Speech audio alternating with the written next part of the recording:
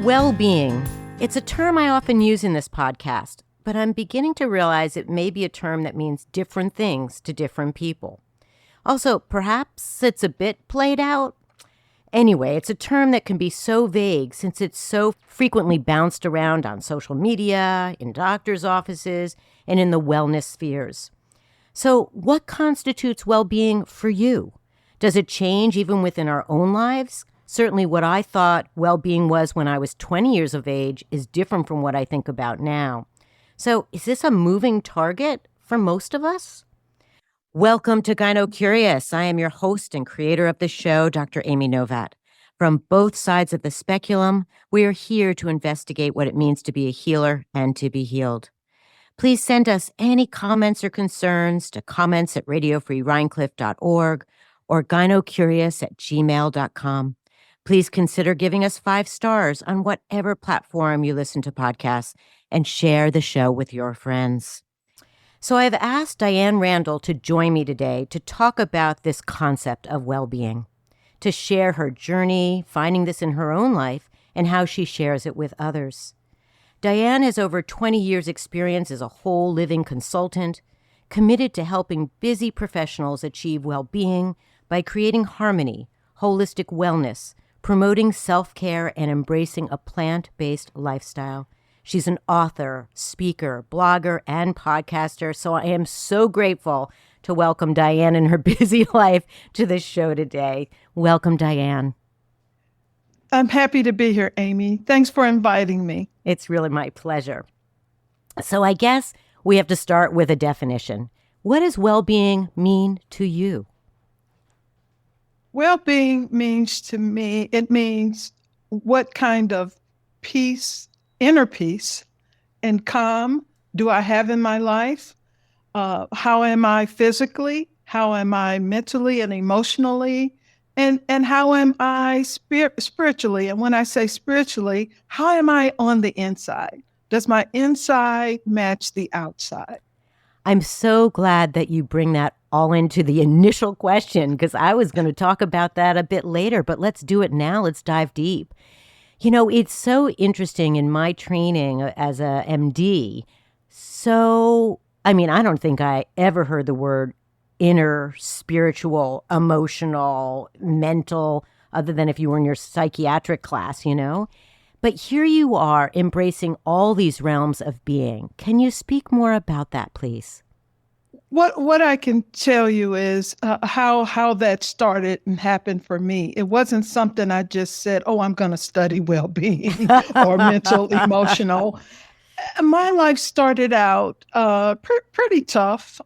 In my teenage years, I had a sister that was murdered. Oh, gracious. And that set me into a life of sadness and depression. I didn't identify that at the time. I was 19 years old, but I was very sad. I'll just use that word. Later on, I recognized that, oh, okay, I was depressed. Yeah.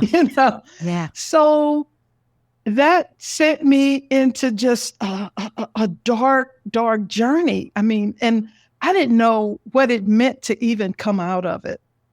I just didn't know what it would mean to come out of it. I didn't feel I had happy, joyful people around me.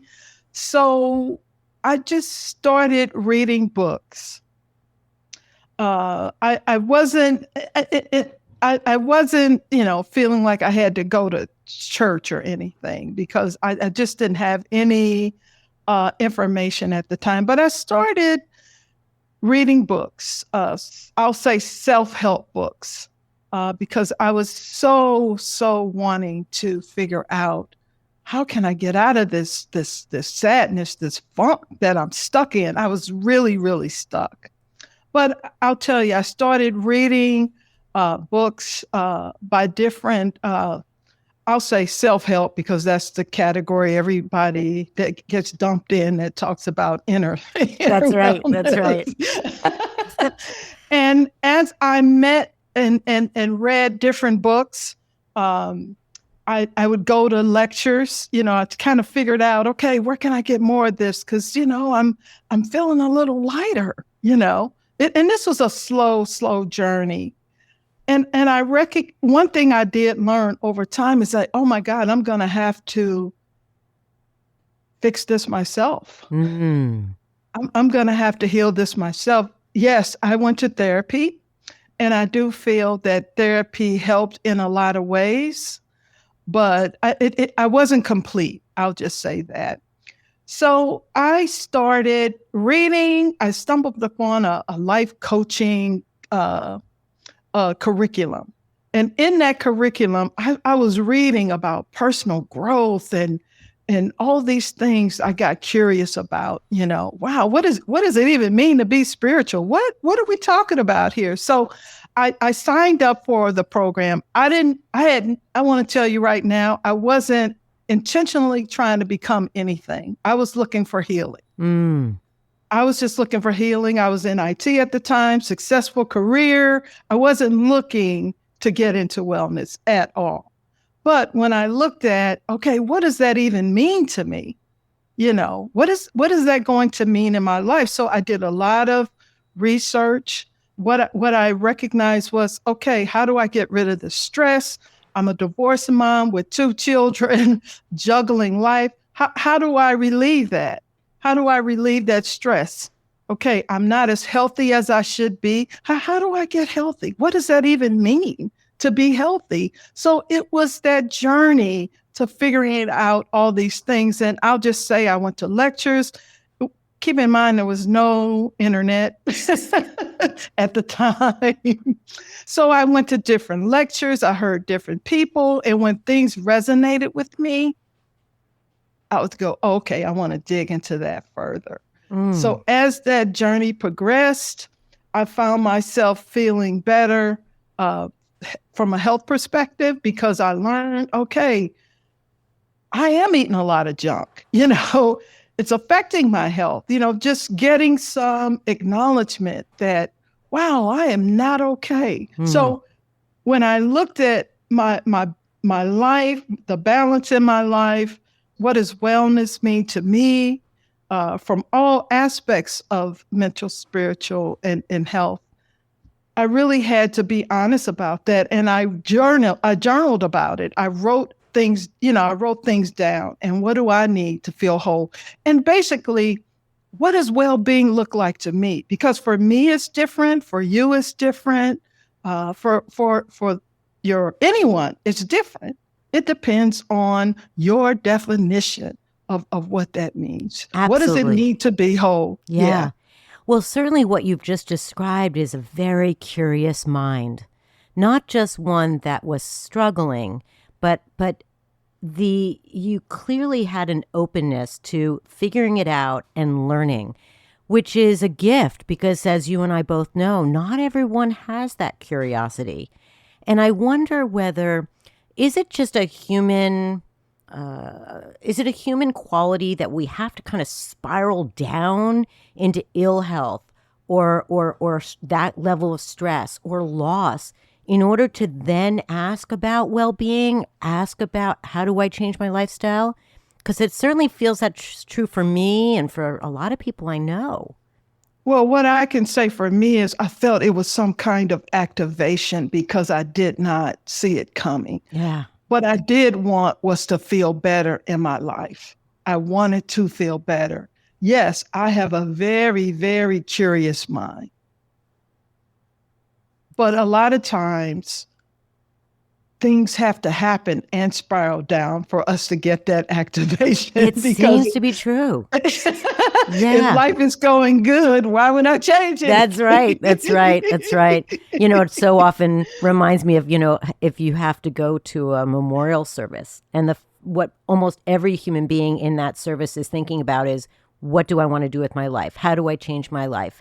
What do I want to do with this precious time?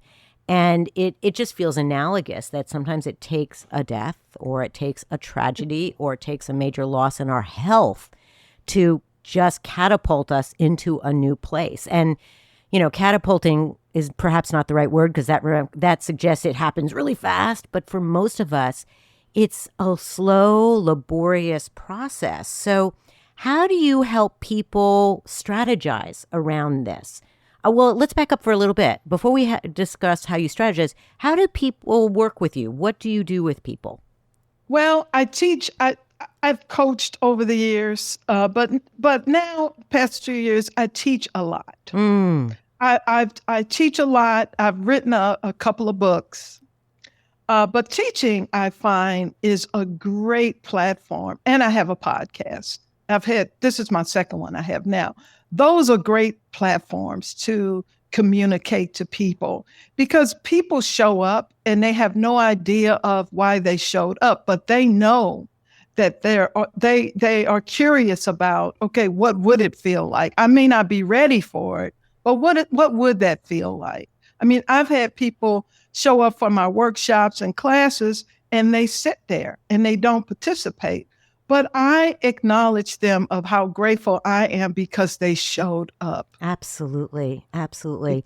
And, I don't know about you, but particularly as a teacher and even doing this podcasting where we don't see our audience, right? We have no idea what people are doing or not doing when they're listening.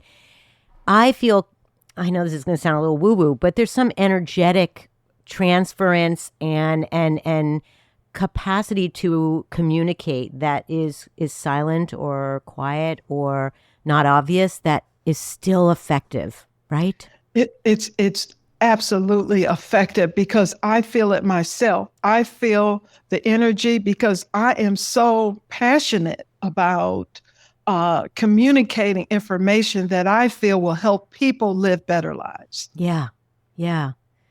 So someone signs up for your classes, and what are the kind of things that you are talking about? Some specifics, I guess. Well, teaching classes have taught me things that I need to talk about. For example, I teach a class on setting boundaries because that seems to be a big deal.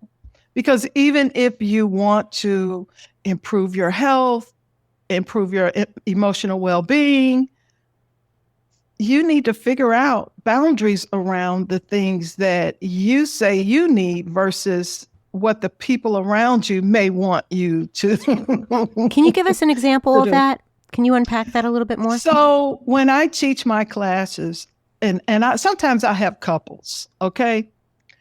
So one person may say, you know what, I really want to learn how to ski. I'm just going to say that.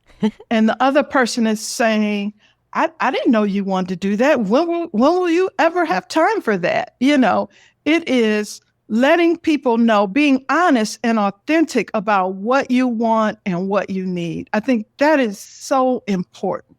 And then when you acknowledge that I want skiing lessons, this is what I want. This is the time I'm going to do it. And you set a boundary around that because that protects what you say is important to you. Because that happens to all of us. I mean, I've had to learn what I need and what I want. But a lot of times we have children, we have significant others, we have bosses, we have work. It's okay. What does that mean to me? How am I ever going to get in? And I do have people who I don't know how I'm going to ever do what I want to do, but it's peeling back. It's peeling back what is most important. And not only that, when they say, oh, well, okay, I asked the question, what is it costing you not to do it? Ooh, that's a great question. Great question. And when they say, oh, I'm stressed, I feel like I have nothing going on in my life. I always wanted to ski since I was younger, but the kids, but the husband, but work. It's okay. If not now, when? Yeah. Okay. So that is where we start. Okay? Oh, I like that. Yeah. That is where we start. In a way, kind of flipping the conversation to not just what you want, which is hard enough sometimes to identify, but what's happening to you in the absence of getting what you need. And I have to ask, are most of your clients women, identified persons? Of course they are. I think the audience needs to know that's laughter of recognition of It is recognition, but I also recognize because I used to just focus totally on women, but I have gotten men, not a whole lot, but I open myself up to men as well because I'm always happy when they show up. Yeah. Yeah. Yeah. We all need to figure this stuff out. Yeah. But it's mainly women with children, women with busy schedules, and lots of things going on in their life. And the first thing is really acknowledging the truth about what you need. Absolutely. And it's, there's just been so many centuries of us being silenced around what we need and what we want, or feeling shame around expressing it out loud. And it's so, I think that we're finally in a place where that shame is being diminished, and we have more forums in which to talk about our needs. I mean, that's why I do my podcast. I think that's why you do your podcast. But it's an interesting, when we dive deeper into health, there's still so much shadow around what I'm going to pursue to make sure I'm healthy. Because I know when I see women in the practice, Diane, women will often say, oh, well, my partner needed this, my children needed that. I mean, they list all the things that they had to take care of before they got to my office, let alone change their diet, started to exercise, blah, blah, blah, blah, blah, right? And I totally empathize because I've been there. But it's still so true that we tend to sublimate our own needs and desires for the sake of our community, for our family, our loved ones. Well, even when I teach classes or, if I'm having a conversation, just for the time that me and that person is together, usually a woman, a lady, a woman, I tell them to just, for the time we're together, let's just talk about you. Let's not factor in anyone else. Let's pretend you have all the time in the world, you have all the resources just for this hour, hour and a half, 2 hours, whatever it is, so we can authentically talk about what do you need? Who are you? I mean, who are you? What do you need? Yeah. To live this life in a very happy, whole way. Let's talk about that word resources, because I think that, I know that there are so many obstacles to folks getting health, wealth, care, whether it's poverty or access or all the isms of all sorts that we can talk about. Can we dive into that a little bit? How do you help people with those obstacles? Well, what I recognize being on the health side is, even in my own experience, is it's not so easy to find a good doctor. But the main thing I tell people is you have to be your own advocate. Number one, you have to do your own research. You have to, if you have to go in for a certain procedure, or let's say, I'm getting tested for diabetes, you need to do all the research around that before you go to the doctor, because it is important that you understand about that particular issue that you're going to discuss with the doctor. Because when you go into the hospital, there's protocol mostly, okay? And a lot of times for me, that protocol may not fit healing. Right on. it may not fit options, okay? So it is really more and more on us to explore and research. And like now, for example, I go to a naturopath sometimes. Mm-hmm. Because for me, I already know if I go to a certain doctor, I'm, just standard traditional medicine, I'm just going to get a prescription. Yeah. Yeah. No, we speak about this a lot on Gyno Curious. I think it's fair to say I'm a kind of unusual MD in that I think there are so many ways to heal, and that the allopathic approach has value. Absolutely. Yes. But what happens is it's very myopic. It's very narrow. It's very protocol driven, particularly in today's world where almost all medicine is under some corporate umbrella. So it's so limited and rigorous in its dogma. So Yeah. no, you're right. Advocating and learning and finding alternative people to help you be well is so important. And again, Gyno Curious speaks about it a lot. And I guess I think we both agree that doing all that is not easy. It is not easy. It is not easy, but you know what? Having diabetes is not easy. Mm-hmm. Yep. So these are choices. And yes, a lot of people, we're all we have different filters. We look at life differently. So I'm not judging anyone that doesn't feel that they don't do it or that they trust the system. Okay. For me, and what I advocate is it's so critical because we have a prescription-based system. The doctors aren't really there, and I think they're under that corporate umbrella, and they can't say or do what they want. Like years ago when I used to go to the doctor, Now you go in there and the prescription's already ready. They really are limited to what they can do. So I've decided, and I talk to people about other options. And I think the biggest problem a lot of people have is they don't have the information. Yeah. They don't have the information. I'm a researcher. I mean, I'm curious. So I end up discovering a whole lot. And that's one reason I do the work I do so that I can share, because naturally that's just what I do. And I always tell people, once you start on a path of healing, one thing leads to another. It may be a book. It may be a health expert that said something that resonated with you. So it's about finding a path of healing. Absolutely. And just finding, sometimes again, one of my motivations for doing Gyno Curious is just to reassure folks out there they're not alone. That, if you've been told you have diabetes, guess what? There are, millions of people with diabetes.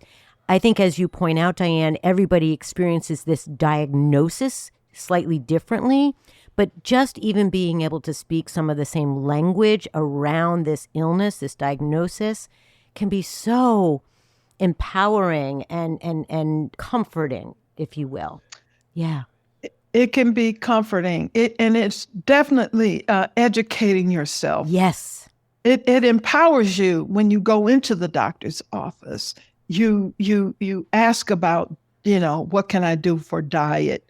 If you have some information, it really empowers you. And my experience is that conversation changes sometimes between me and that doctor, because they're like, okay, she's been researching. So the conversation can change. Absolutely. They can go deeper, because I think initially, depending on what we're going in for, they talk to us all the same way. Yeah.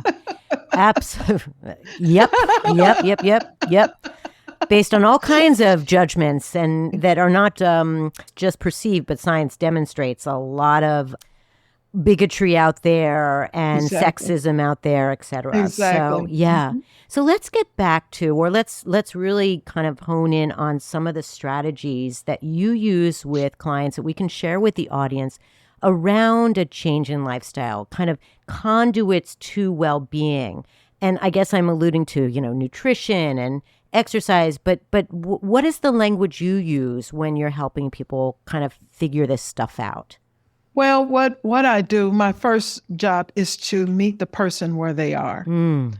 Understand their history, understand what their life's about, and understand what their vision is for themselves. So it's different for everybody. So if there's a person who says, I want to do better with my self-care.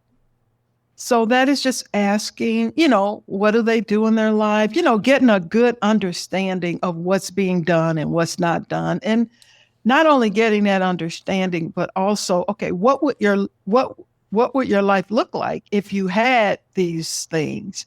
And who would you be if you felt better, if you took better care of yourself? So it's hearing that and listening to that, and it's creating action steps. So I may say, okay, what do you like to do? It's not me telling them, it's really helping them figure out what does self-care look like to me? It could be going to the masseuse once a month. Okay. Right. Right. It could be going to the chiropractor once a month. It is, okay, where do you need to start? Because they want to feel better. They want to improve. And it's starting small. I always say small steps lead to a huge life. So it is not just doing everything you can do, but it's writing those action steps down. It's getting a plan, and it's really looking at, okay, who would I be? It's like, close your eyes. Who would you be if you had this self-care? Well, I wouldn't be stressed out all the time. My kids would be cleaning up their own rooms. I love, love, love this part of the process because I learned so much about people. I just got the chills. It's like, it's because it's shifting narratives. We all have so many internalized narratives about who we are, what we can or cannot be, et cetera, et cetera, et cetera. And they're paralyzing those narratives. So you're giving them an opportunity to say, okay, we're going to put them off to the side. We're not saying ignore them. We're just saying, well, first identify them. Tell me your story. And then let's do this action plan that kind of weaves through it and maybe, like breaks apart those tendrils and roots that are keeping you so bound up. And when I hear that self-talk, we have to address that. We have to hit that head on. Yeah. So it's okay. So the first thing I tell them, I even teach a class on negative on self-talk because I advise people, okay, I can't be a journalist. Okay, write that down. And then the next thing is it really true that you can't be a journalist? What proof do you have? If you could be a journalist, what would that look like? Who would you be? Who would you be talking to? It's walking through that negativity because a lot of people, the first thing is the negative self-talk. What I love, because I've been teaching this class for so long, I have all kind of crazy thoughts. But the good thing is I don't believe them and I can get past them. Well, I also want to point out what you shared with us, and thank you for sharing with us, is your kind of origin story is one of hardship, of loss. That's right. There were what might feel insurmountable in hearing it. Like you're telling us, hey, I didn't start out with a silver spoon. I didn't start out with opportunities flooding in. So again, it sharing that with us, Diane, is so helpful because again, it reminds all of us, kind of no matter where we are, that one, kind of all of us have to deal with loss and trauma and self-doubt, and it's what you do with it. How do you respond? Oh yeah. And I didn't like that sadness. It's like, I got married. I was still sad. You know what I mean? If I'm telling the truth. Of course. Well, listen, there's a lot of, how shall I put this? There are a lot of folks out there who think if they are married or in partnership or have sex regularly or have a baby, that's just going to make everything all better. And of course, we know that it just makes it worse. And I left the city that I grew up in. Okay. Yep. So it is okay. And yes, therapy was okay, but it wasn't complete for me. I think for most people, I think it's great. I love therapy, complete. But it's again, I think what you're speaking to is all the different, it's like a puzzle. We just all have these different pieces and they fit differently in each of us individually, but it's not just about therapy. It's about, okay, let's talk about nutrition, for example. I think I read that you are a vegan. Is that correct? Or you talk about veganism? 21 years plant-based and vegan. Wow. I started out, that's how I started out being plant-based because my health was just taking a nosedive and I'm really young. Okay. And then the what really pushed me over was when the gastroenterologist said, I think you have Crohn's, but I'm going to send this test to the pathologist. Now that was the shocker. I was, you know how we start changing a little, slowly evolving, but that was enough. Yeah. To push, okay, I really needed to learn what food was all about because I didn't know. I kind of trusted that, oh, we have an FDA and a USDA. I don't have to worry. I mean, in my head, I don't have to worry about that stuff. Right. But when I got it, and then I made the correlation, even though that heart disease comes from food, I was unconscious about it. I'll just say that it wasn't in my consciousness, but and I started eating more plant-based food. I started feeling better. All those chronic conditions that I was starting to experience went away. And I wasn't vegan at the time. I was not vegan at the time. I wasn't even thinking about animals, to be honest with you. I was just thinking health. But I'd say a few years later, and I'm thinking because I was able to step back, I recognized animals. I felt that, and still to this day, that animals are like me. They have children. They have emotions. I saw a documentary of a sheep, and it's being taken to a farm. The sheep gets out of the truck or the van it was in, and it's running around looking for its baby. And the documentary had a close-up on that. And I don't know why at that time that hit me so hard. I'm like, oh my God, that animal is looking for its child. And it was wailing. It was wailing. Yeah. In that moment. Yeah. In that moment, I got it. Yeah. Yeah. Because I said, we're different from a species standpoint, but we all love. We all have children. And, I just couldn't ever do it again. Yeah. Yeah. So talk about true mingling of that kind of internal life, spiritual life, and then the outer kind of physicality of our well-being and health. Sounds like that, just coalesced and crystallized that day, in this kind of lovely way. Yeah. Yes. So I'll meet people who I recommend, they go on a plant-based diet. And they're like, I can't do that. Like, everyone in my family eats meat. Or, no, I come from, I don't know, Texas, where barbecue is what you eat. How do you help people strategize around that shift? Because I don't think that's I think that's a very real challenge for folks. It's absolutely a real challenge. I mean, I have family members, okay, that I have been around since I've been vegan.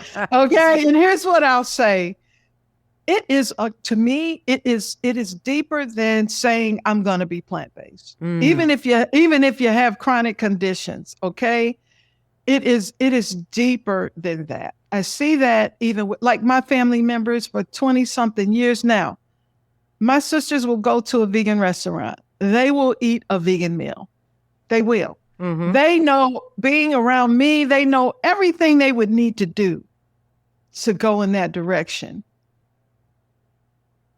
But they're not there. That's not, I had a revelation about that I said a couple of years ago, I said, they're not vegan. They're not plant-based. It's just not something that they want. Yeah. And I don't care what diseases are around. It's really deep. I think it is a deeper level. Like, for me, feeling that I'm so connected to animals, that's why I feel I could never eat another animal, because I see them as I see myself.